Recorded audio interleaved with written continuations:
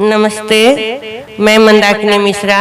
तबले पे मेरे साथ संगत कर रहे हैं रामध्यान भैया। अभी मैं एक राम भजन सुनाने जा रही हूँ। उसका प्रसंग है, प्रभु श्री राम जब पुष्प वाटिका में आते हैं तो सखी लोग उनके रूप को देख के बावली सी हो जाती हैं और माँ सीता से जाके उनके रूप का वर्णन करती हैं, जो इस गीत का भाव है।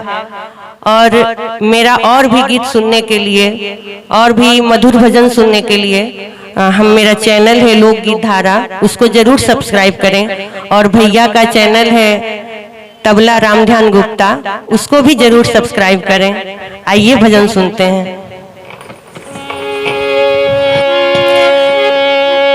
कोई आया सखे फुलवरिया में, कोई आया सखी फुल